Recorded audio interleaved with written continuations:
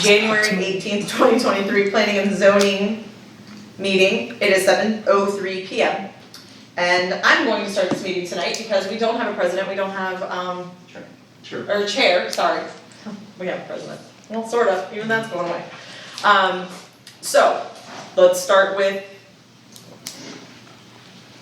are we gonna start with that? Here, Does anybody have a pen? I have it right there. There we go. Wasn't on it. Okay, we will start with roll call. Do you guys wanna go around and just say who's here? Start with Eric. Eric Fisher, staff. Brady Oxter. John Costry, present. Beth McFarland, present. Terry O'Connor. John Martin, present. Tommy Grant, present. Brian Wolf, present. And I am Mayor Southard, and I am also president. So we are gonna start with the organizational part of this meeting. We will start with the nomination of the chair. Actually, I guess we wanna do vice chair first. You can do your, it doesn't matter. Okay, let's start with the nomination of the chair for planning and zoning for the year of 2023. Alright, I'll nominate Brady Oxender for Chair of Planning and Zoning for 2023. You do all of You have a second. Second, Call roll for the, do we wanna do roll call, or is it all in favor? you can do either way, I think, in this case, you're fine. Okay, let's just, all in favor? Aye. Aye. Anybody opposed? Any abstentions? Okay, so Brady, you are the chair. Next, we will do the nomination for the vice chair. Does anybody want? I didn't even know there was a vice chair. Do we have- Yeah, technically there is, you just be, you would make. Yeah, the mayor has done it in the past. Yeah. So, Then I'll nominate Mayor Southern to be the Vice Chair of the Oh, okay. Planning and Zoning oh, I Commission. didn't even know I was, sorry. I'll second that. Alright, all in favor? Aye. Any opposed? Alright. Any abstentions? Oh, I'm so Alright. excited. Look at that, another. You did it all last year too. I get no more pay and I get to do this, okay. Are we doing secretary? I thought we were talking about doing that, or is that further down? Officially, Okay, my meeting Now now, it's yours, take it over. vice chair. Thank you. So our rules, which we did for the first time last year, require that every year we review the rules and see if we've got any changes to make. One of our rules pertains to the secretary. We created a commission position of secretary to be elected and serve a year. I'm going to, I'll send the rules out and we can all take a look, and at the next meeting, we'll go ahead and adopt them. But I'd like to propose a rule change, I suppose, to not necessarily make the secretary be elected, unless there is a non-voting member who would like to be secretary for the rest of, for the year. I'll do whatever anybody wants, but I really don't know what the rule, or the. What are the responsibilities? So the responsibilities, secretary shall be responsible for the following. All other tasks will be completed by village administration. So you record the minutes of regular planning and zoning meetings, and then you provide summaries of work sessions. So minutes are just a little more detailed than summaries.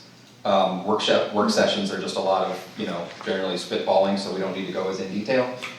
And then, when we have public comment, you are in charge of timing those public comments and letting folks know when they've reached their allotted time. So that's it.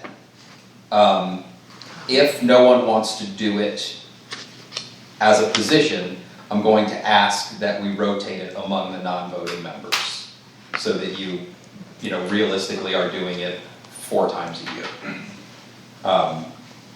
Would you guys prefer to rotate, or does somebody want to just do it?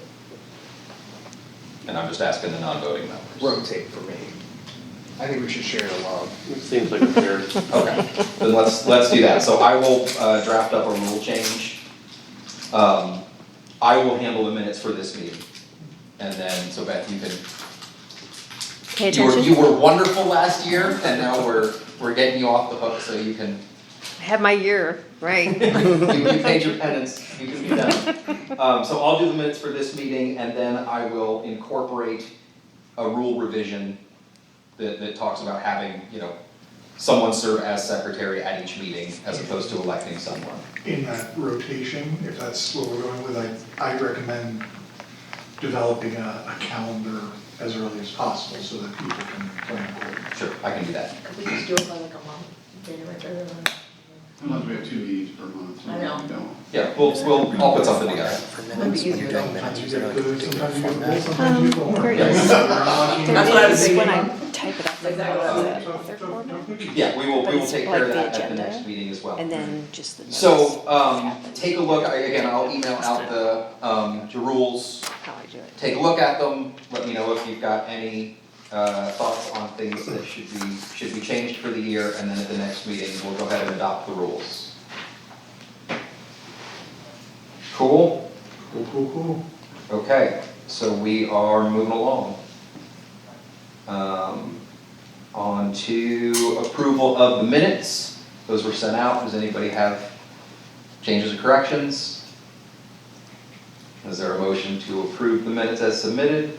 I am moving that we approve the December 14th, 2022 minutes. Second? All those in favor? A Is that what we're doing? Oh, you need a second. Oh, Or I second. can second. I'm still trying to find that email. It's a new year. Just forgotten how it all works. I know, my goodness. All in Okay. favor? Aye. All opposed? Okay, minutes are approved. You seconding, so now I gotta do it. Moving on to village planning, we have got a code rewrite update and discussion. Hand it off to you, boss. Thank you, Mr. Chair, I appreciate it. Good to see everyone again, Happy New Year to everyone. I sent out some additions to what we had distributed back on 14th of December. So I hope everyone had a chance to look at the earlier stuff, and the new stuff just was a couple of things as promised. I filled in some detail for the, I'm trying to bring it up now, for the planned, I think for the planned district for what we call, and forgive me if I got the name wrong, I jotted this down and I forgot what the acronym was. Minerva Park Legacy Planned District, was that correct, or does somebody want a different name? Because to me it makes no difference. There was a better name that we had. Yes. I thought legacy was the better name. Yeah, I wrote down, I originally had Classic, MPCPD or something, people did not like that. And so I wrote down MPLPD, and I thought, oh, it must be Minerva Park Legacy Planned District, is what I thought that was.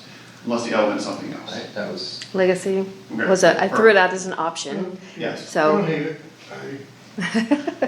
If there's a desire for a change, we've got some time, so. Cogitate. We could, yes, exactly, cogitation is good. So, that is currently in the document. I've added some things in there. I wanted to, well, we're not getting into the weeds too much. Other items at the end, I think I added, You're not voting. Yeah. fences are in there. Home occupation, that was the other one. So the home occupation was towards the end. and is that new or is that moved? That is moved, and also some new, so there's some changes, because there were things in the old, and the old is, so when you look at it, there's crossed out section above, where the home occupation originally was, you can look at that. There were several items I removed that were not applicable anymore, because since we're talking about kind of the whole village, some of these were aimed, some of these were very specific at the time they did these, just like the repair items for vehicles, kind of targeted in some way, so I removed some of what I felt was illegal targeting, for lack of a better term.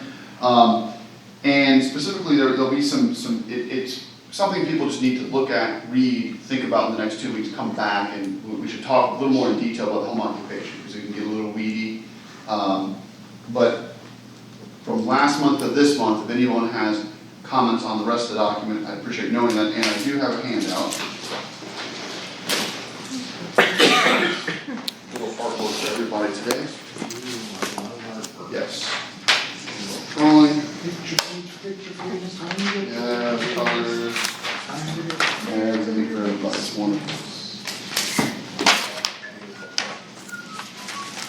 Here, I think I got a copy, you get one.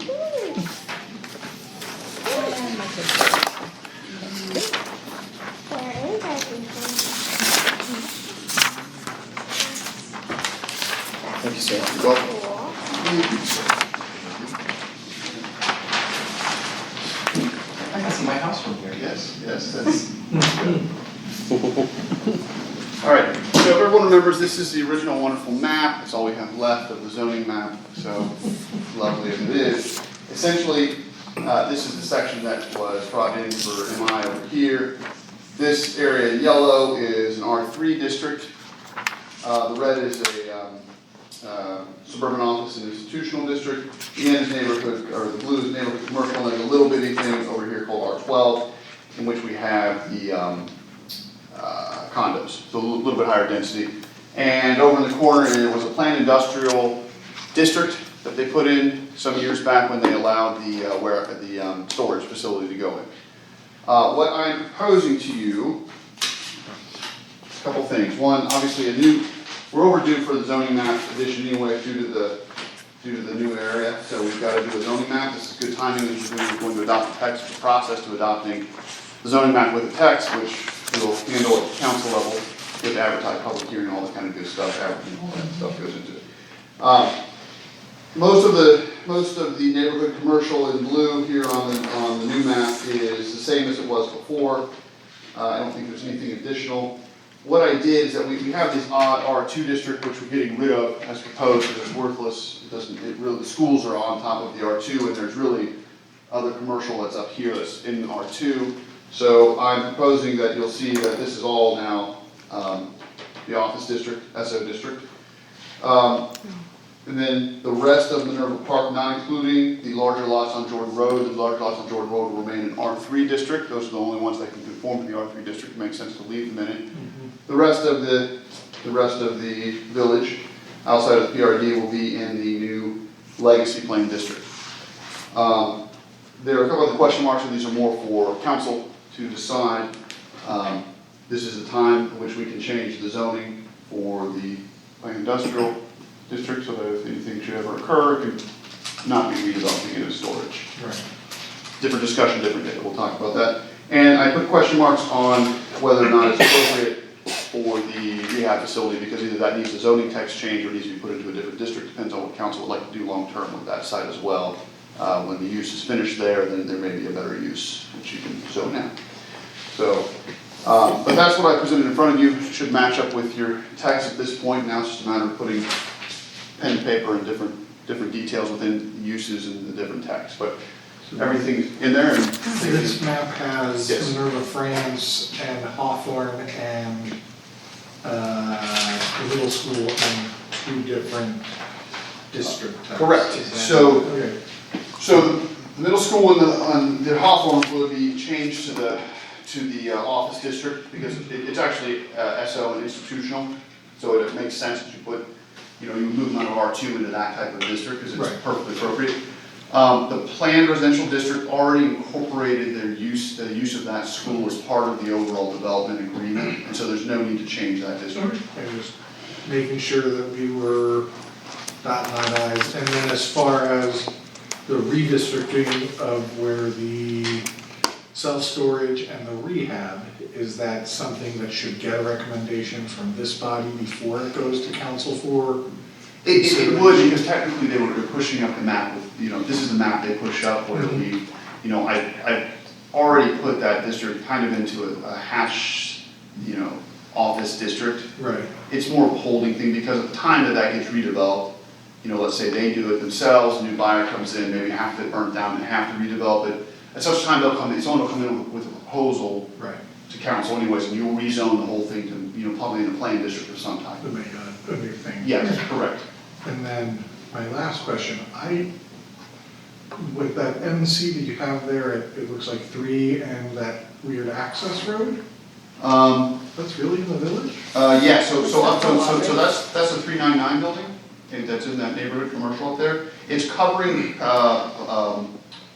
Ponderosa, my hash is covering Ponderosa as it comes in. So Ponderosa is No, not that. I'm sorry. That's- You mean on the corner over That's here? state, yes. Yes. That's under- Yes, actually, interestingly enough, on the old map, before they took more right-of-way, there was actually a developable lot right here that was also R2. Yeah. That is eliminated because that's all right-of-way at this time. Right. So, but that's still here from that on the corner That is. little janky car dealership or whatever. Yes, Which hasn't it almost changed became a businesses? marijuana distribution. It's area. changed a So couple times, right? Well, now, It almost became marijuana distribution, they called it, yeah, they put it on the list, there was a deal, but I don't think they won the permit, is what I happened. thought that was the gas It's station. close. We I wouldn't could work out identify. something nice, I told So them, I is said, that you small guys hit it, little I said, council strip love to work that that got with you, and I redeveloped said, across we from can work out all Certified kinds of and things. So- Sunoco, that other Right corner? across from that But I gas said, station, my right? thing Yeah, was. so you got certified Sunoco and Gotta be a then- little shared and then. Yes, Yeah. yeah. Discussion. Right? Yeah. So, because it's a little bit, you have to have your headquarters there, so we get net profits tax. That's how I it thought the works. car dealership was They're there. totally redoing that, or, Yeah. you know. Yeah. Where's the What? rehab facility you keep talking about? Is that the one off of, that used to be the nursing home Yeah, rehab? that's where the off question- of- Yes, question marks that's are. correct. Yeah, that's up in the corner here, underneath the mall. Okay, I just wanna make sure I was Yeah. like thinking of the same. Yeah, right now, Same building. that is zoned as a, same as, it's also in an SO district. It's vacant right now, No, right? no, There is it's- something in there? No, it's in use. Oh, okay. It's in use. It's a different time and a different place. Yeah. What would be the options? I mean, Well, that it again, would if chip- you change, so if you either change text, you know, if the zoning, so if you don't like, because our text, if you read through it, it's a little, the problem with it is that it allows quite a few medical uses. So if you don't want certain uses, you have to specifically kick them out, or be very specific on what's in, you have to get narrow or exclusive in one way or another, right? So you would either change the text for the SO district, or you change the zoning, which, you know, maybe it's a planned district of some type, and that's for, you know, again, that's more of a detailed council discussion item. I don't have the answer to that, that's more of what the okay. council would like to see done in that case. So they may love it, you know, in this stage. What would happen Yes. if we got rid of the R3 district and made it part of the legacy district, Well, aside from code just getting shorter? yeah, that would be pretty much what happened, because they already meet, I mean, Right, they're in there because we didn't have to change anything, yeah, right? they meet all the, you know, our big problem with why that we have a plan district for the rest is because there's so much non-conformance for an R3. You can pick any lot out and they don't meet a setback rear side, they don't meet, they can't, the lots don't even meet the, you know, the size minimum or what's written in them. They're all non-conforming, except for that row along Yeah, Jordan. They or all there's meet an office the building up there case. too. I don't think there's any And tuna, issues if this is Ponderosa. with that. I mean, What's I've in never, there? I There's mean, an Mary office lived it, building and and I had never seen any Oh, that's problem with how those, That's you know. different. Yeah, I'm just thinking for, Something. yeah, I'm just thinking for simplicity's I sake. think the impact would be that if we put them in the legacy, because we're not defining lot widths and that kind of thing for legacy, like basically in legacy, we're saying what you have now is officially conforming and any change will need approval. True. Now you have people who are in conforming lots who can do a lot of things that are conforming And now I have to come for approval. without having to come and Okay. ask.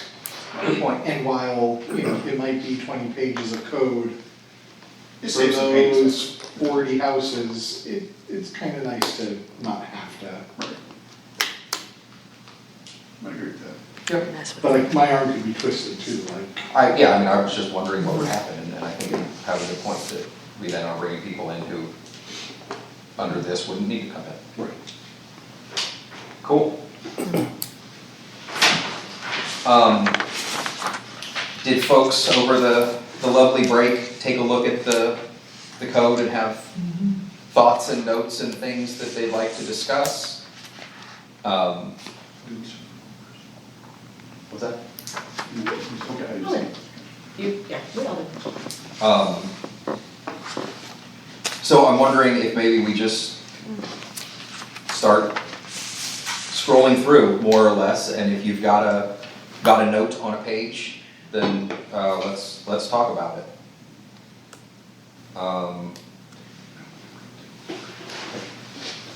My first note is on page 3. Can anybody need that? Well, I had one on page 2, Oh, wow. but it was more of a question Okay. than a, So, and at our next meeting, Jesse's gonna be here, so if we've got questions Okay. that all of us not answered, we'll have one there. and that was, let's see, so, doing my sheet, on paragraph D, where it says, the second sentence was from membership on the commission by a majority of the voting commission members, the vacancy so created shall be filled by appointment of the mayor with advised consent of council for unexpired portions of the term in which the vacancy exists. So I guess, yeah, that unexpired term for which the vacancy exists, is there a structure in place that we're tracking that? Yes. Okay, and then is this the place, or maybe it's in the rules, to distinguish excused versus unexcused absence? Because there's something about, like, if they're, I think it was later on, oh yeah, it's the first sentence, appointed absent from 3 consecutive meetings of the commission, they may be removed. It just says if they're absent, it doesn't say Sure. if it's an excused absence or unexcused absence, that's. So I think, in trying to remember the conversation behind that, we changed the shall to a may, which means that if you are absent 3 consecutive meetings, you don't have to be removed. And so then Oh. in our rules, we dictate that there is an excused absence and an Okay, unexcused absence. so that's where that's covered, That if you're okay. excused, then we will simply choose not to remove.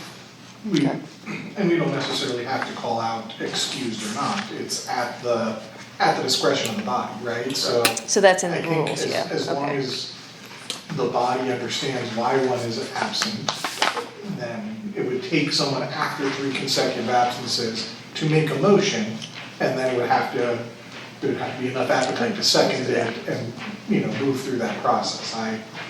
Okay. Over-defining things usually causes more trouble than good in my opinion. I am just quickly looking at our rules again To see if they have, to see what we talked about in that.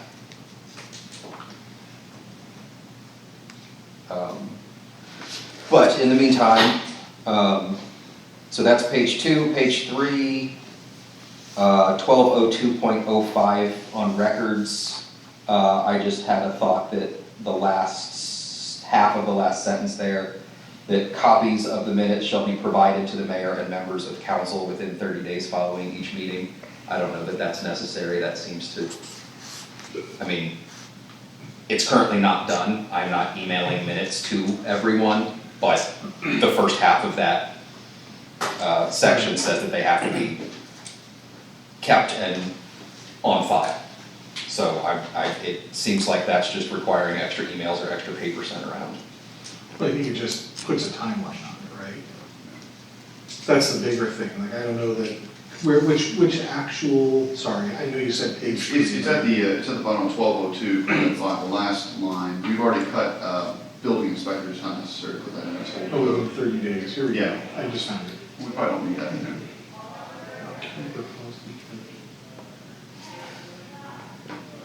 So let's just say, signed by the chairperson of the commission within 30 days following each meeting.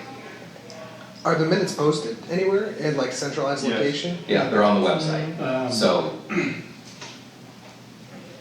Once they're. I would Right. also suggest that it not be 30 days following the meeting, the approval. Agreed. 30 days, Right. the approval of minutes or 30 days post, an action, right? So if they, Well, Okay.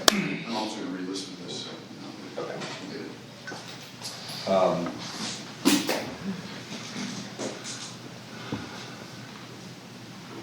Yeah, so that was my thought there.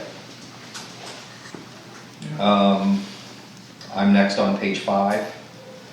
Sure. Well, actually, can I, on item G on that sheet, that paragraph, I was wondering, it says about review, approved administratively by the village staff, or, well, I don't know, I'd have to read that all over. But I have a note here, it says, does this paragraph need to be changed because we're changing the way the village is reviewing the what is it, the legacy district? No, it does not.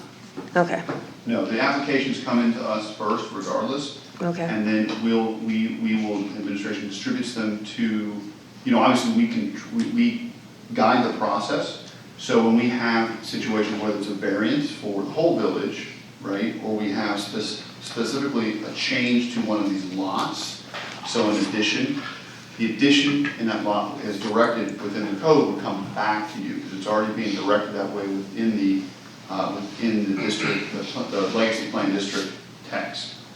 So it doesn't mean that we can approve them administratively, and just like it says, fences, things like that, we'll approve administratively, but anywhere where the text requires it to come back here, just like we wouldn't approve a variance, it comes, or conditional use for that matter, it comes back to this body where directed. Okay.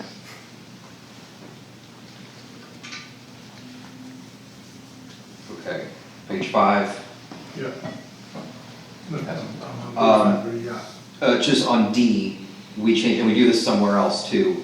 Council action that differs from recommendation shall require no less than an affirmative vote of 3/4 of the elected member of council. There are 6 of you.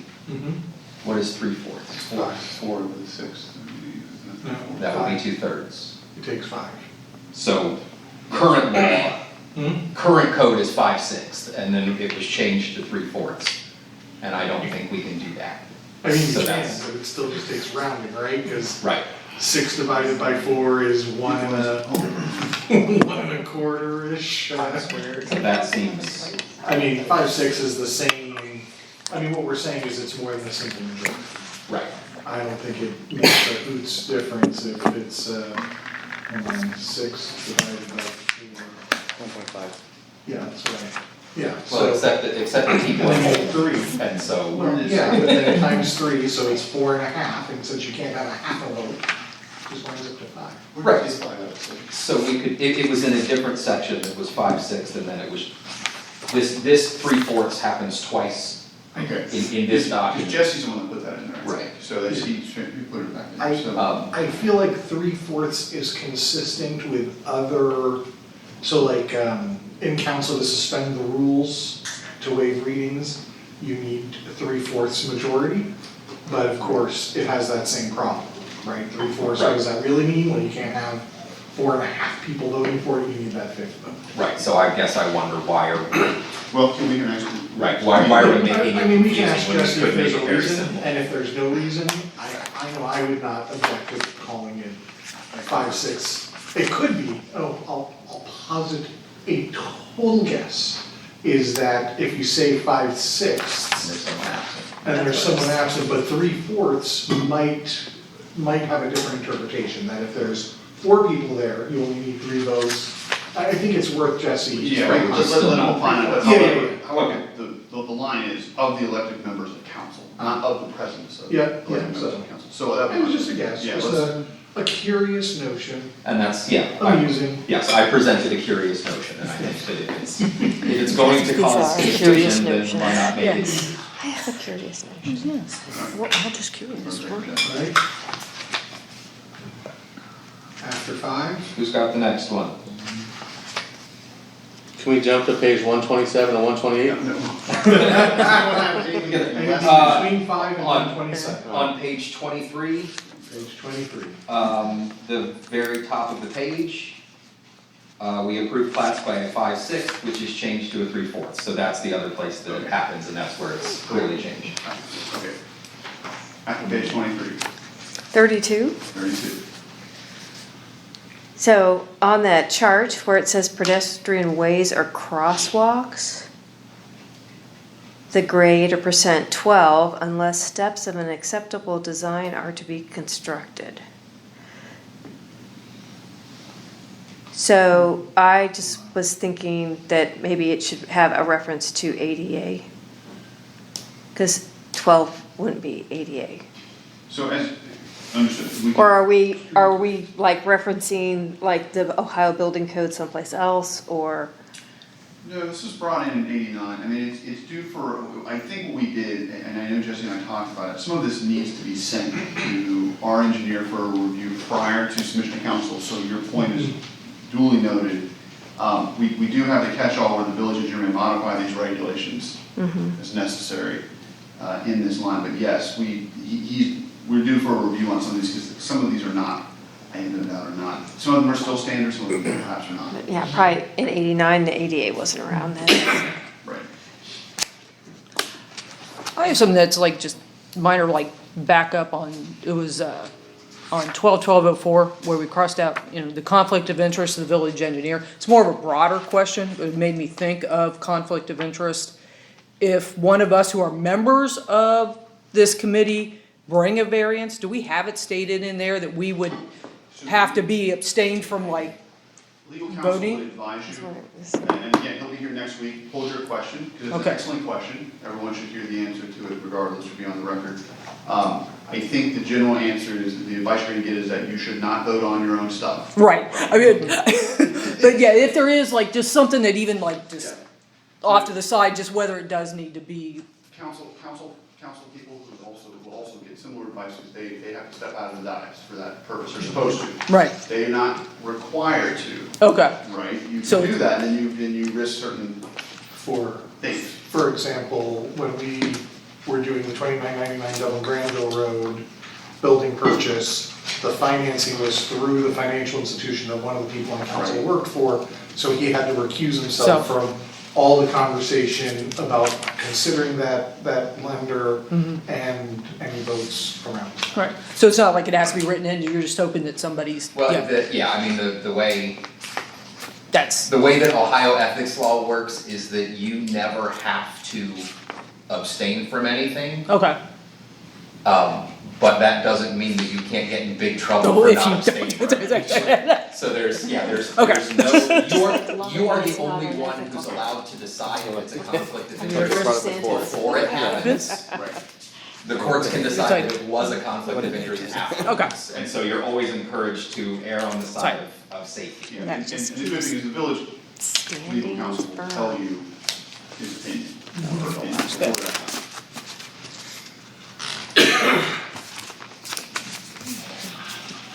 All right, on 32. 32? We're Beyond 32. Beyond 32. All right. Page 32 or 1232, which, Page 32. Our last thing was page 32. page 32, okay. The grade The 88 stuff, percent. yeah. Okay. Yeah. This is a tiny thought on page 43.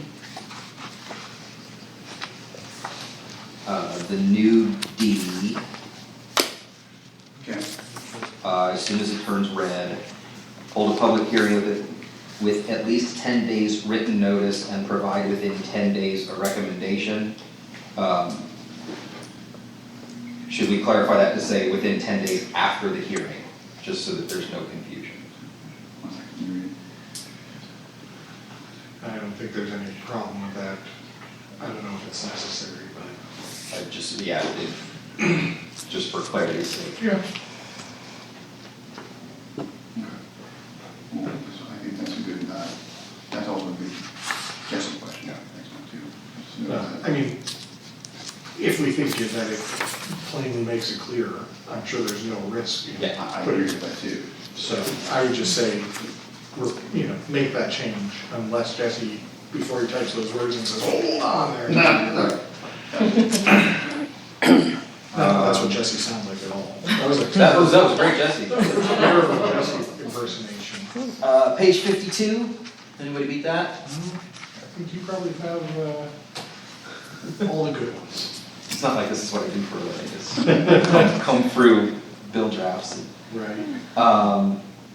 At the bottom of 52, we have the header for development standards, and then I don't see anything after that, I'm just wondering if Oh, it should, yeah. that line should be stricken, The whole thing should be stricken. That's right, why- including the header. Yeah. Yeah. This section left intentionally blank.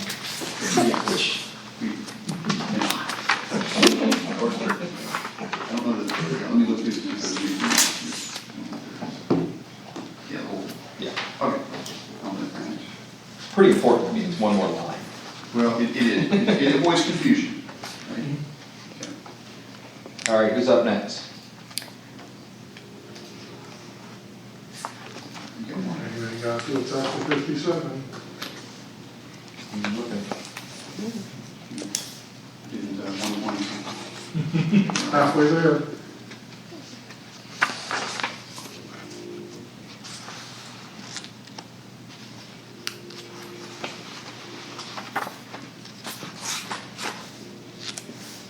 It's gonna be a lot shorter. Yeah. It's nice to know that crossed out nonsense.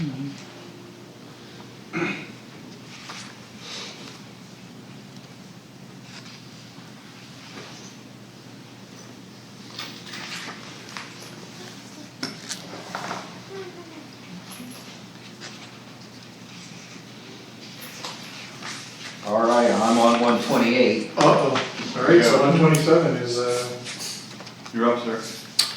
Page 127, motor vehicle repair. Defining motor vehicle repair A, and it kind of looks on page 128, and it kind of goes into the major and the minor. But one of the things that's kind of confusing here on 2, it says motor vehicle service and repair.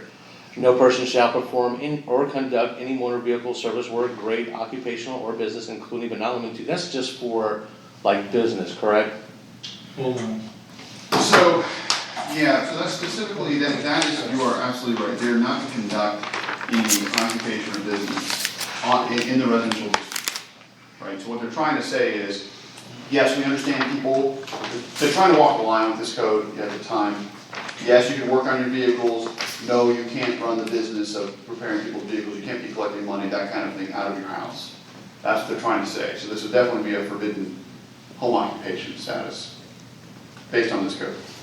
Well, because I'm looking here and on page 128, the performance of major vehicle repair and minor vehicle repair of the motor vehicle registered to the resident of such lot. So here's the problem with that. You have your sister come over, her brakes go out, you want to help your mother, whoever, family member out, are you allowed to work on, you know what I mean? That's something. I concur with your concern. So we take that out? Well, so, yeah, so my proposal on that, and I think we're on the same page. Yeah.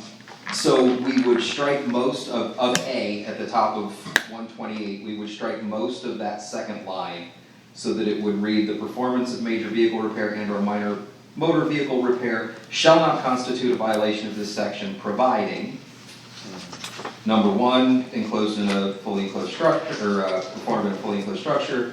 2, outside, but not more than 24 hours. I would argue to eliminate 3. Yeah, Um, because we're not going to people's garages. If, you know, Did you yeah, fix, if you- maybe a part didn't come in or something, like What we're they're gonna. trying to find is that when we've gotten a bit, and I told you a story, when we have habitual offenders, they'll have vehicles being rotated off the street, and you'll be able to catch them in some form, right? Camera, observation, or whatnot. So you'll be able to watch them get moving around and work on different vehicles. Now, 24 hours, and this is just a question, because I know the person across the street from me was working on a transmission and they were waiting for parts because parts was very difficult to get. It was out in the street, obviously I had no issue with it, I'm gonna tell you, somebody else on our street was flipping their crap. But I don't believe 24 hours at this state right now is sufficient if somebody is Right. actually trying to fix. And I'm one that will say this, my brakes just got fixed in my garage, like, I refuse to pay mechanics when my dad can do it. So, we had an issue and it took over 24 hours. So, and it wasn't an issue, it's just the parts weren't right, by the time I went back, they were closed. So I just think 24 hours is not sufficient for, I don't disagree at all. I think we should just take out 3 and. Oh, so, you I know, don't, and maybe there should be something, but I think 24 hours for. 48 or something like Yeah, reasonable that. something. Like, well, here's the thing, this vehicle, as of right now, this is major, say you're doing a major timing chain replacement and the part from whatever has to take a week longer, but it's in your garage, you don't know. Right. Yeah, but if it's in your garage, Yeah. yeah, number 1, it's a fully enclosed structure, so you're good I there. apologize. but if it's on your driveway. This one was on the driveway. In a matter, yeah, disassembled or in an. Yeah, I mean, inoperable manner for an extended period of time, that can be an eyesore, that can be a safety issue, that Right. can be a Right. lot of stuff.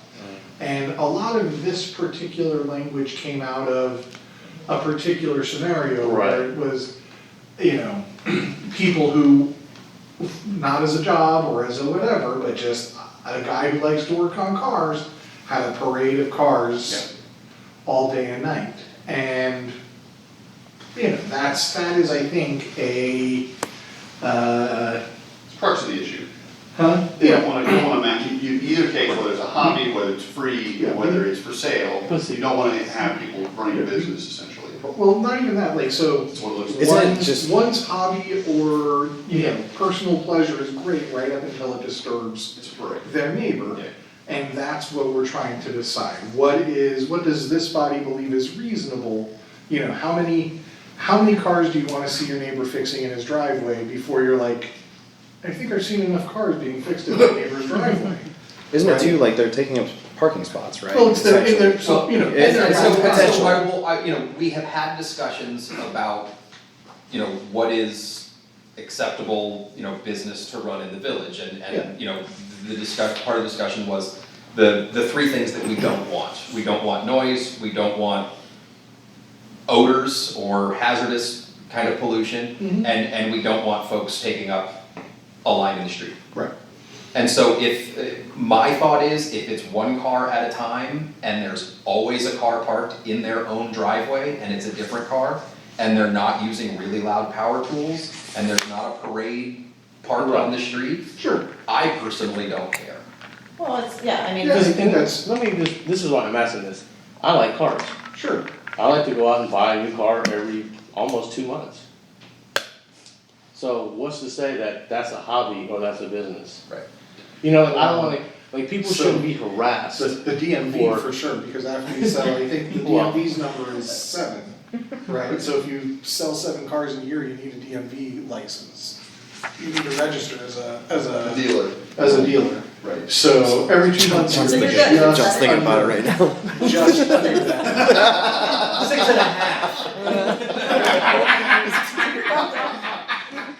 6 3/4. you are right under that border. Right. I mean, I've known people to hit that number. Do you Get have the- that wisdom? Huh? Misdemeanor charge? I don't know what they charge For violation, or for violation of selling more cars than you're allowed No, to. I meant for, So You're being recorded, by the way. It's tiered up, right? So they start with misdemeanors, you're in mayor's court, if you really have problems, it gets punched up to other places. Well, yeah, I mean, in this section, we've got the penalty put in, that it's a minor misdemeanor punishable per day per occurrence. That's why the judge at the end of the day, magistrate, you know, eventually get transferred down to community court or environmental court. violators, like you said, having a parade of. Yes, the problem is, the problem especially, it's not necessarily that you have 1 or 2 vehicles you're working on. Right. No one really cares if it's here or there, right? The problem is when, say you Someone got. gets carried away and then they're. Yeah, you got, Yeah. well, or you know, if you own 5 vehicles and you're taking up parking spots on the street, say in some of our denser areas, and you're rotating them in and out, your neighbors start seeing this, that's when the phone calls come in, right?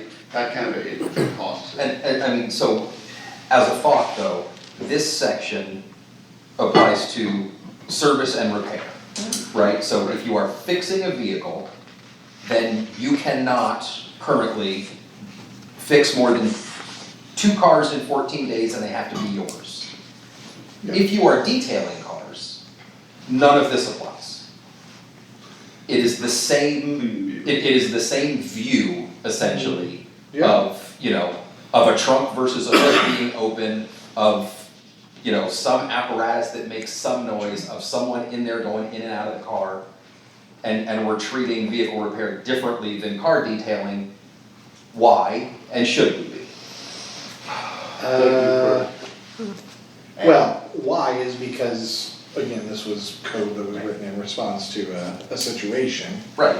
So we know the why. Yeah, and remember that we But eliminated should we- all the code about selling a used car dealer, or selling a gas station, right? Because that applied back in the day, and it doesn't anymore. If we have a creative way to make it generic in a manner that applies to both, Yeah. I'm on board. I think the biggest thing is just like going back to the business, as long as you're not running a business.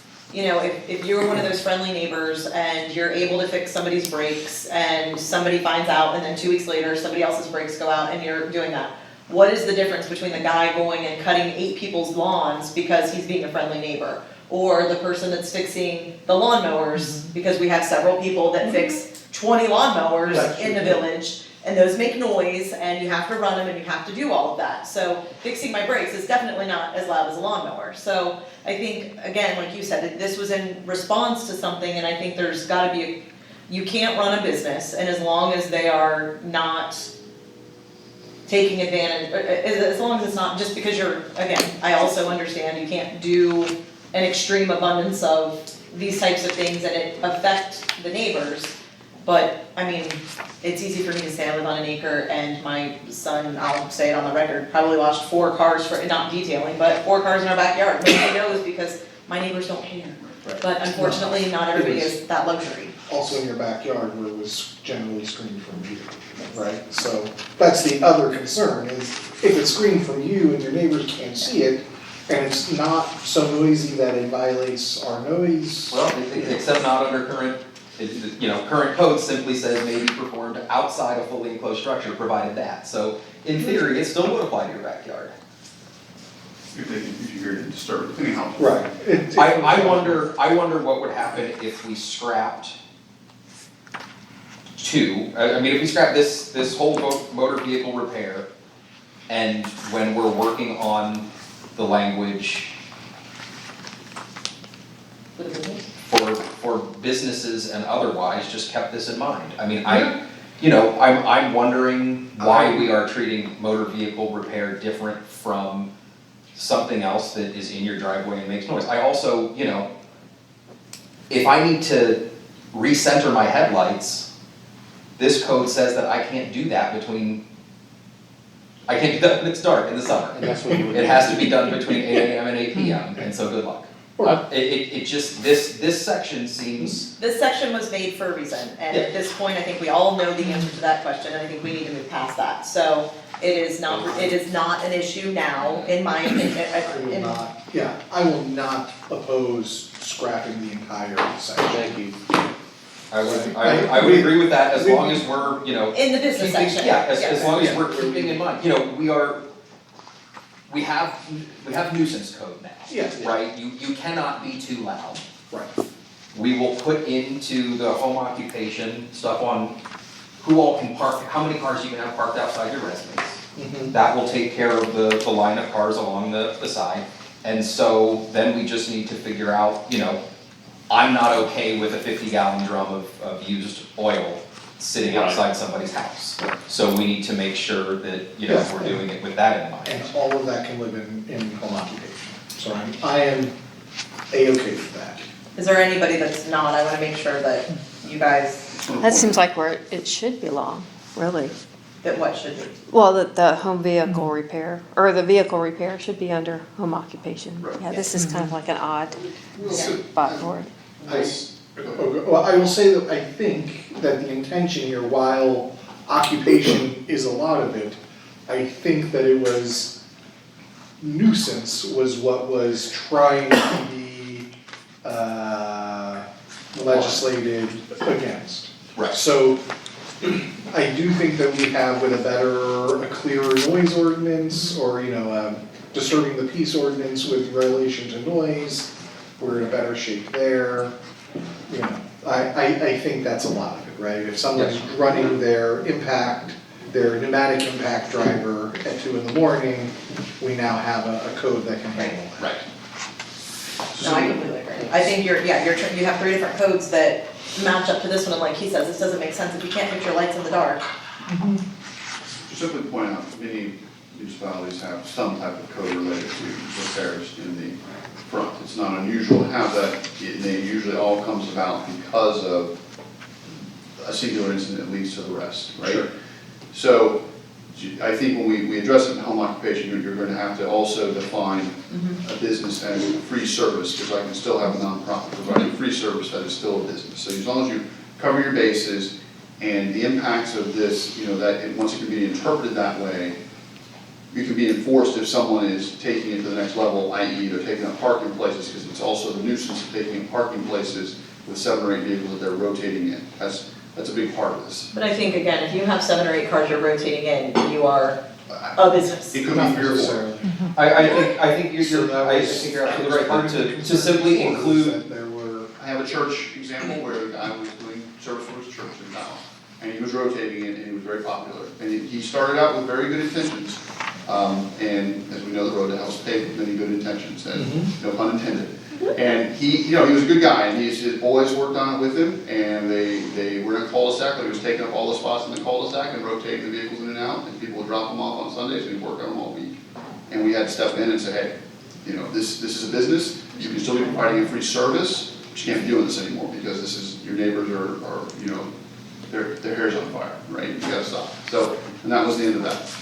So yeah, I think that's a perfect solution, is to make sure that we include free service as a business when we do home occupation. And then that says that you are subject to exactly the same rules as everybody else doing home occupation. I agree. And not special rules because it happens to be I agree. Yeah, cars. beautiful. Thoughts? Makes sense. Cool. Moving on. Next, who has the next one? 127, 128? I think that was both of them Mhm. all handled.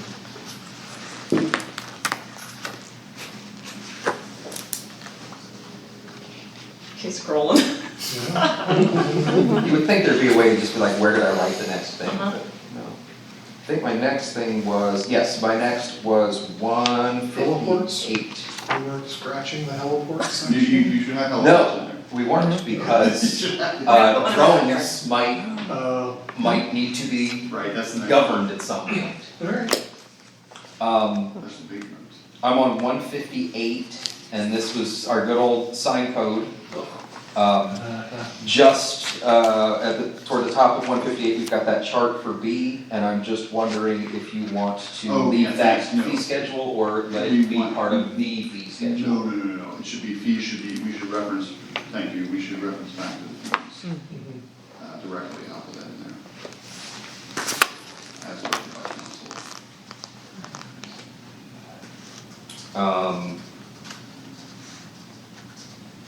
163 is my next spot. And I think this is another for more philosophical-ish discussion. Parking in residential districts. And I'm just gonna go ahead and use my next door neighbors, who, we have an electrician who owns his work truck and is parked there overnight in the driveway or on the street, and that's illegal. But if he were able to put it all in a minivan, then it would not be illegal. So I don't think that that is right. And so we have a current situation with somebody, and I'm not gonna go too far in detail, but, and Eric, you might know about this, I and do. correct me if I'm wrong, but, Yeah, I I believe it's an AT&T or an AEP or a something. It's Columbia Gas. A Columbia Gas, same thing. And it says Columbia Gas, but if it didn't say Columbia Gas, there's nothing we could do about it. It is not, correct me if I'm wrong, but it is not an oversized vehicle. No, it's a standard van, but it doesn't have, so some interesting points about this code. I talked to a gentleman who was complaining, explained the situation to him. So it's a Columbia Gas van, it's parking in the street, that's perfectly legal, okay? Perfectly legal. Where it gets problematic with our code is that if it was a commercially tagged vehicle, so you didn't have commercial tags on it, so even though it was we can call it a commercial vehicle because it had, Columbia Gas is advertising on the side, but it's not strictly a commercial vehicle in the sense of how it's tagged, right? So he could put it in the driveway, but it's in the situations where the commercially tagged vehicle is in the driveway that could run afoul of our code. But it's perfectly reasonable to park it in the street. I think in the past, some people have said, that was the argument that the gentleman was complaining of, well, your code says that it can't be, and I said, no. I said, we can't kick them out of the public street. I said, it applies to the private property. The street is a different situation. And so that's where the discussion was. I think the intent when they put this code in place was to do that, but it's not something you can do. So, go ahead. No, as far as I'm concerned, that was just one of the most recent ones, but you're correct. I think, if somebody's driving home a Ferrari as a, work vehicle, nobody has a problem with it, but now all of a sudden if it says AEP or something, people will have an issue with it. Right. The other thing I told the gentleman who was complaining, I said, do you want to be the guy that kicks out the Columbia Gas guy who may have to have that for emergency response purposes, and maybe he's got to go down and save the neighborhood from a gas leak? No. I said, that could very well be the reason the guy's he's got to bring his work, because he's on call 24 hours, so. So I am wondering, I don't know where this language originally came from, but my other thought, it kind of relates back to like what we were talking about with automotive repair, right?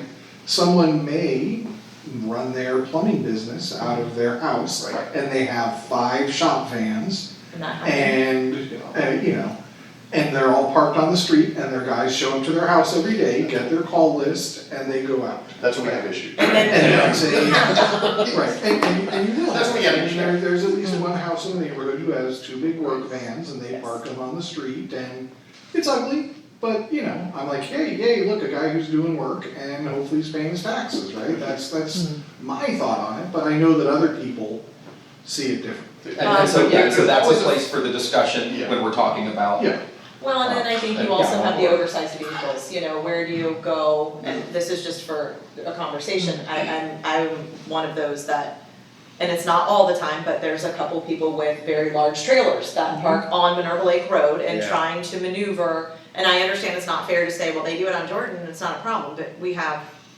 a much wider road. So I don't know how you incorporate, yeah, Well, and no traffic. those are covered in the next section, recreational and other large vehicles. are covered. Recreational meaning trailers, does it? Yes. Okay, Boat trailer, camper, coach, motorhome, tent trailer, travel trailer, utility trailer. Utility trailer. a utility, okay, So yeah, I'm concerned with the commercial vehicles I agree. section. Would semi fall under that? Yes, Semi- semi is definitely licensed as a commercial vehicle. You can't get a plate that's lower than the class because it's Right. based on the weight. Right. Right, and what it holds. And so, yeah, so they do define them, including but not limited to, this for commercial vehicles, bus, cement truck, commercial tree trimming truck, semi-tractor, semi-trailer, The stage van cab truck, of the step truck, van, not the- tank truck, car truck, commercial type vehicle licensed by the Bureau of Motor Vehicles as a commercial vehicle or truck. And so, yeah, I mean, I'm in agreement that, like, you don't need to park your 18-wheeler on the street. But what if it's just a cab? Is Well, that- you can park it on the street. Bobtail, yeah, the bobtail, so we do have situations like, you know, I've been in the village out here and there and see my brother at the evening time. At different points in the day, and there's a guy that has a bobtail and he parks it Around the corner. Yeah, you know what I'm talking about. Go over there towards Howard in that area. And it's perfectly legitimate, he doesn't leave it there for long periods of time, he's got it and he takes off with it, you know, the next day or whatever. So it gets into a different discussion at that point, because it's a big vehicle, and I would leave that as kind of a special discussion. I wanna jump back. But he is allowed to park it on the street. He is, we don't have anything that says you cannot do that. Right. for not longer than 72 hours. Correct, by the IRS code. And 3 days between the loading or. Right. Well, that's for a recreational or other large vehicle, Well, but not for commercial. Utility trailer, I think, is where, but that wouldn't apply to the semi. Right. But it would apply to the, To the back of it. to the heavy equipment trailers that Right. we have parked on Minerva Lake Road. Right, so I think this is just a food for thought when people are pondering home occupation, because, you know, we wanna have, I think a fuller discussions, people kind of think about this a little bit.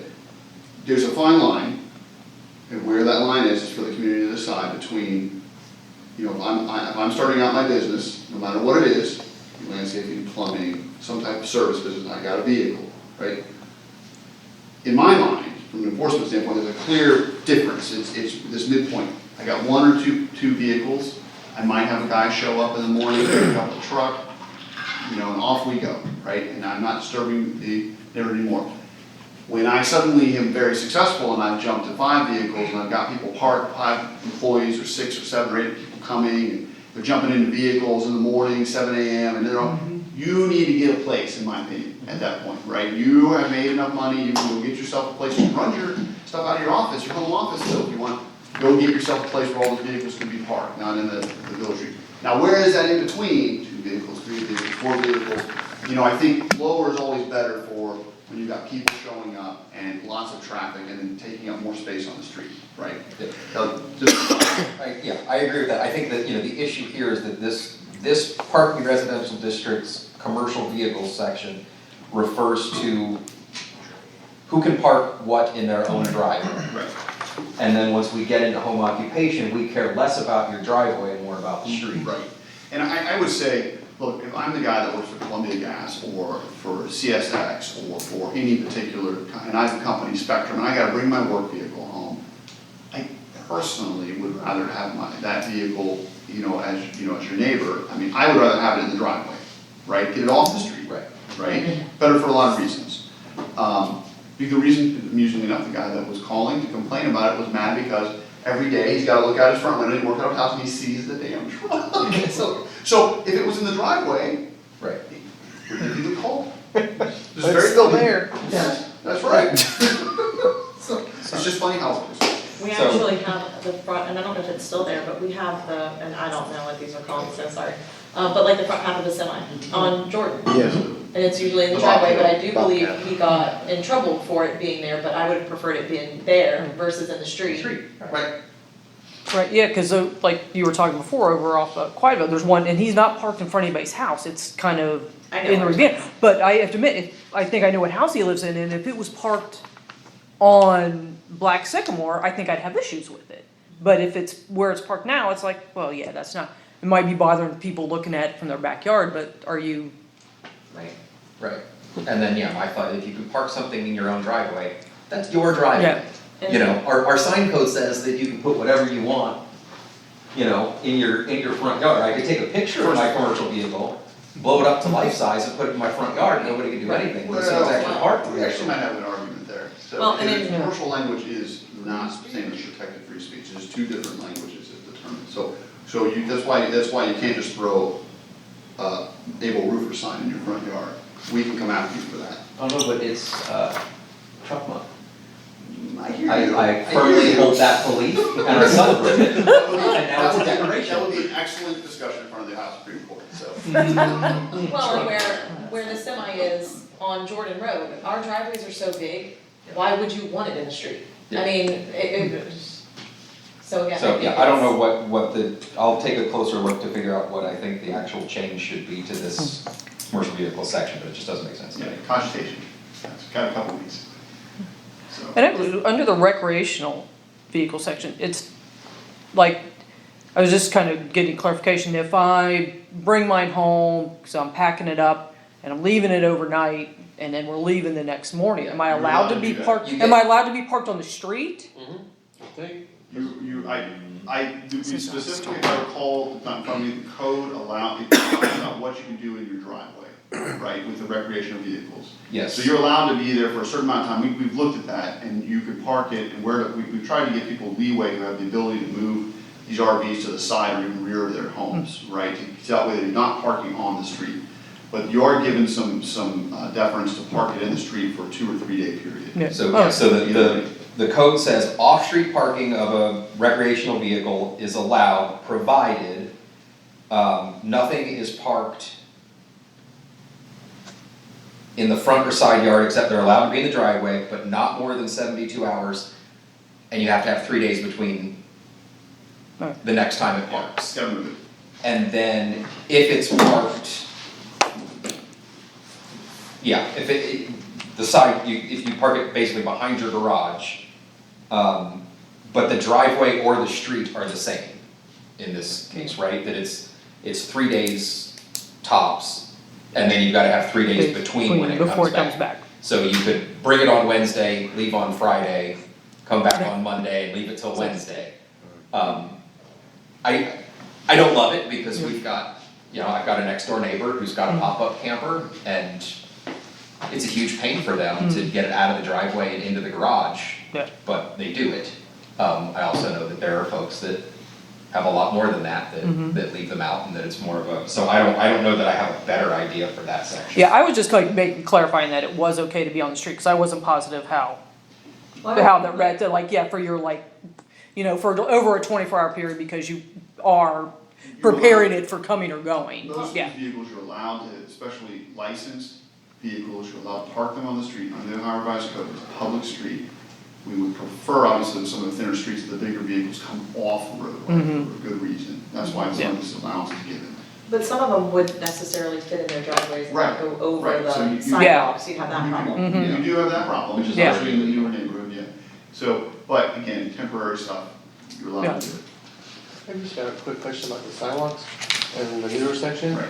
Is there any codes that say you can't block a sidewalk? Oh, yeah. Yeah. That's actually a Ohio Revised Code. You can't park and block sidewalks. What you're doing is you're blocking the pedestrian access and you're forcing them into the street at that point, which is dangerous conflict, right? What about somebody blew leaves on the sidewalk? So what? Someone blew leaves on the sidewalk, blocking it from, say, kids getting to school, is that what the code? They're not supposed to block the sidewalk, right? I mean, anything that can impede a pedestrian's path, you know, within the public right of way is a ticketable offense. So. And we'd actually, there was one last year that we reported to code enforcement. Yeah, and when it's the sidewalk, it's a police issue.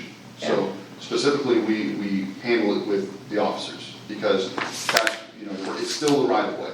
So it's still the officer's authority within the right of way. But it's not supposed to be blocking it. Right. Next. Who's got something? Coming to the end.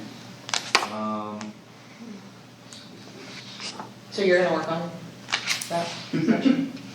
I'll look at it and see what I think might be a potential fix. We will put that together.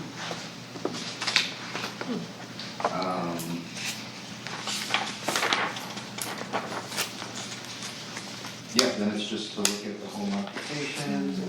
Do we need, on page 174, does anybody have something before that? On 173, I do have something. I highlighted it on the one I sent out. I highlighted not more than 4 motor vehicles. This gets a home occupation, so just, you know, see what, again, considering the whole thing and the uses that would be comfortable, as a whole, I just wanted that highlighted, how many is okay. Okay, say that again. So if you look at G under home occupation 1G, it says, not more than 4 motor vehicles used by customers of the home occupation shall be parked at the location of the home occupation at one time. That's quite a few, in my opinion, but I leave it to the, you know, obviously, leave it to the members of the community to make that determination. I think a lot of code you'll see out there with home occupation deals with spreading that traffic effect over time, right? Not 4 at once, because what if they have 4 at once constantly all day? That's a pain in the arse, right?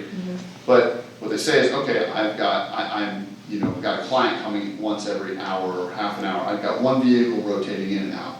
That seems more acceptable, right? And that's how it's written sometimes. So maybe no more than 2. And you got your employee's car, so you gotta consider that 2 people are allowed to have employees. So you keep those all good thoughts. Yeah, we'll give this whole section a lot more Yeah, discussion. discussion. Because, yeah, I'm wondering, like, again, when you get on to some of the houses on Jordan, if you have 6 cars parked in the driveway Yeah. for your home business, then you're still, you You'd know. never even see my 6 cars if I had them, yeah, they would just be parked in the back, so, yeah. Right. Well, I mean, even, yeah, you know, like the Meeks I'm thinking about, how many cars can you park on their driveway before you'd even see one? That's why my. And that's not a, you know, you've got a whole parking lot behind your house. For some reason, my kid parks out front, he's the only one. So yeah, we'll look more at the home occupation on 174, and I think this is probably more for Jesse, but I am trying to remember if we decided if we needed an actual definition for a swimming pool. Ugh, I don't wanna talk about swimming pools. I I feel like we've talked about that until, We'll. Yeah, I don't think we came Hot up tubs with an and actual considered. definition. the swim spas and. Yeah. And that's it? Okay. Just a couple of the notes. We will, as a matter of appendix, just be adding planned residence district text, which is not located anywhere, but that's a good place for it. So that way everyone can refer to it. And one other thing too, we may have passed it. Under, let me find it, going back up.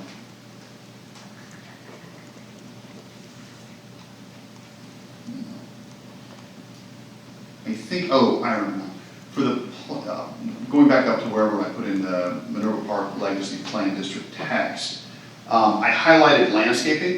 It's one thing that one may be considered, landscaping / trees, tree steps, landscaping, especially when we build new houses. Much like, you know, one of the legacies of Minerva Park is it's fine, you know, homage to all the trees. Lots of good trees. I think trees are a good thing personally, and I think the village as a whole supports that. One thing we did when the planned residence district, MI, is make sure there were street trees and there were minimal of 2 trees per lot to get people started, right? That's, you're required to have that. You may not grow a single more tree, but you gotta have 2. And even if one gets cut down, you gotta replace it. Now, it's something to consider that when people are redoing their lots or tearing up stuff, you may wanna put some conditions in there, especially when they're taking down very gigantic trees that, you know, benefit not only them, but the community as a whole and their neighbors. That there should be some replacement, and this is common in other municipalities, so if I chop down a 24-inch caliber tree, you can replace some, you know, there's some formula to replace some inches on your property, or to in-kind donate that to the village, and the village will find a place to plant 24 inches of tree equivalent, something like that. That's common language. Think about that, and, you know, just keeps people from clear cutting, and, you know, at least there's a give and a take on it. Do the, and I have not read the code on that, but does that include like the easement section, or the new section is what I'm thinking? The street trees. Is that their tree? No, so the. No. The way it You works. just opened the can of worms and still not been. So the way it works is the right-of-way tree is the village's tree, okay? We can require pruning and stuff of the residents, just like we require cutting of the grass. Typically, the way many municipalities handle this is that they simply send out a pruning team to take care of the trees. Some residents are very inexperienced and do great damage to the trees as they grow. And it's better to have a professional who is trained in that and knows what they're doing when they're cutting trees so they don't damage them in that regard. But those street trees all belong to the village. In fact, any tree technically that falls within the right of way, even in the old section, technically belongs to the village. So. Does it count as the 2 trees on the property? No, in the planned district section, there's 2 trees on the private lot that they have to have. And every house is supposed to have, corner lots are a little different, which is 2 on each side. For each frontage, supposed to have 2 street trees. So, if someone died, we're gonna replace a few coming up. But yeah, that's how it works. And council is, that's one of the things council is We'll looking have a at discussion. this year because reasons. Trees are good. Conversation for another time. They wouldn't be standards here in the central Ohio and most of Ohio, Midwest, if they weren't, trees didn't have a positive impact on the communities as a whole. Well, So they say that they add value to your property certainly if you do. have a street, a tree-lined street, like Yeah. could add up to 15 to They 20,000. do indeed. So, Front yard trees are also equally good. Yeah, So, so. just one. So, that's all I have. Thank you very much. That's a good thing to think about. Okay, So it sounds like the homework is home occupation. yeah, we're gonna, at the next meeting, Which is, 15th, 1st of February. So that's a Wednesday. We will be here at 7 o'clock. Jesse will be here. What? Vice Chair. Vice Chair. I might be. Okay. My plane lands at 6:07. No worries. If we see him, we see him. It'll be great. Jesse will We'll be be here someplace. here. You can ask the legal counsel questions as needed. And we'll be in the next 2 weeks cleaning up the code. The general plan is that by the 15th, you know, based on the changes of discussion from the first, we'll have kind of a final set so that the P&Z Commission can recommend it up to council, and then that's good timing as they can get started on legislative committee following that meeting.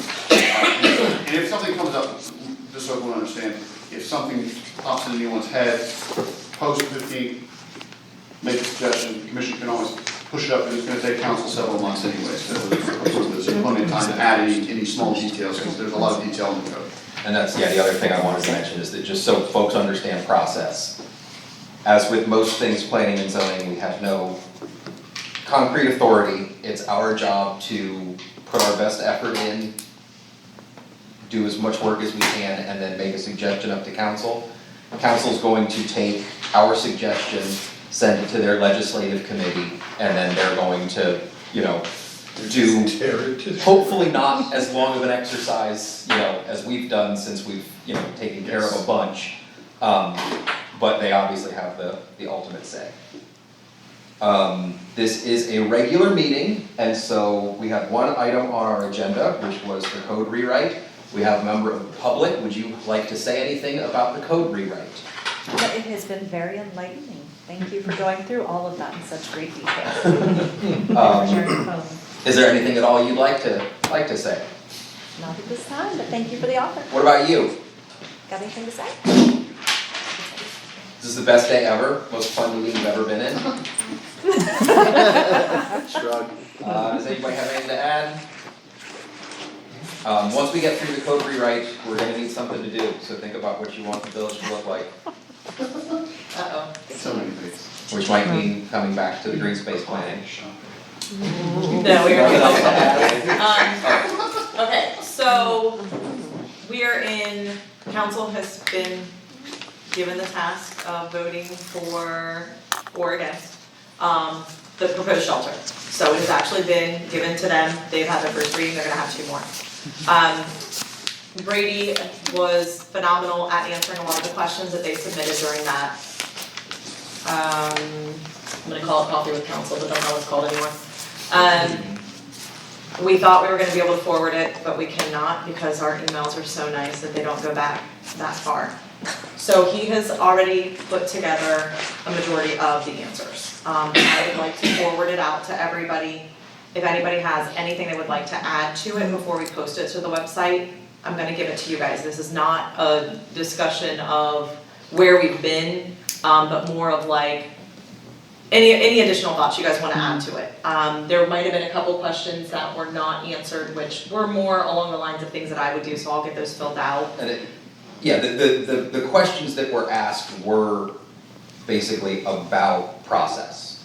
So you And guys. so I'm not trying to, you know, Won't go back? have a narrative on what I think today, but more about, these are the discussions that happened, these were, you know, this was the rationale of planning and zoning at the time, to simply answer those questions and give them, you know, when they say, how long have you been thinking about this and what were you thinking? To say, this is how long we've been thinking about this and these were the conversations we had.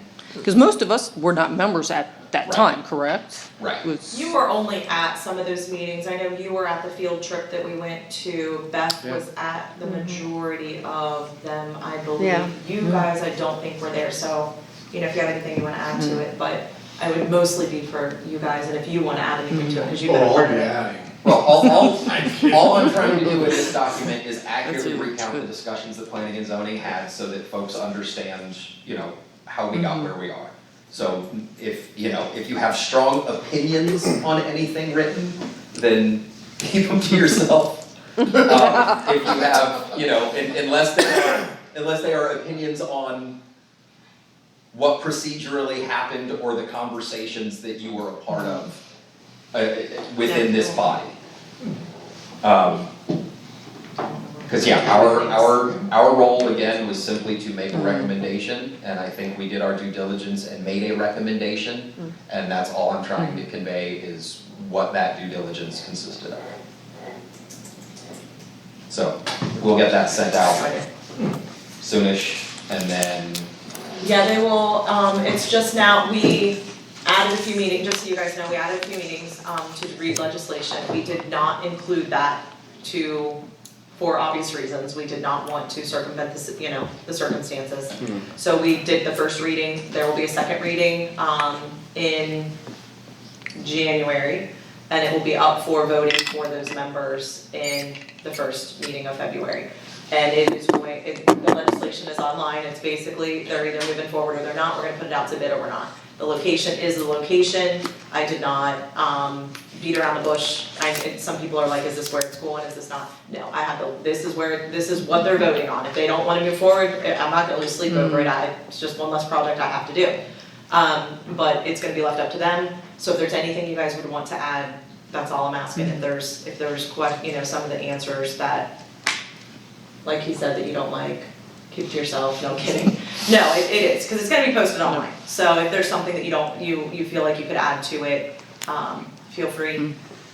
And you said the legislation is online or no? Say that again. The legislation is online? Or was there like proposal put to council that has to vote on, or? So the these are just legislation is gonna questions? be that it's put out to bid, it's basically the same thing that we've discussed, it's, the way it's gonna get put out to bid is it's gonna be the certain diameters of what we have discussed, which I'm not gonna say it right now because I can't remember if it was 20 by 30 or 20 by 40. It's something like that, and it's the same structure we've been talking about, it's gonna have a concrete floor, it's gonna have poles, we're not, again, it's a shelter, it doesn't have bathrooms, there's no hidden surprise, it's like this thing with a roof that shelters. so the language authorizes you To put it out to bid. to put it out to bid, and then based on the actual bids we get, a choice is made. Correct. And no doubt with council's ability Okay. to We're gonna see if I can tweak actually pull things as needed. It's in the agenda Right. packet for the last meeting. the Yes, council Oh, meeting. okay. yes, it's been on there, it'll be, and the other one should be getting ready to be added. Here We got it. There's a lot in the agenda longer packet, it's a form, scroll, but it isn't. Okay, Cause there is the web, Yeah. Right, and that was my thought, was once I can log on to there, I can get it, but I don't have I don't remember my password, so if Google doesn't remember it for me, and it's not remembered, then that's- it's written down. Oh, yeah, no, it's On that piece of paper, it's got 15 of them on there. No, I still can't, what? This. From my devices, I can send emails from my phone, but not from any other device unless I'm on a computer that logs on. Anyway, anything else to add for the good of the order? All right, we are adjourned. All right. Okay, here is your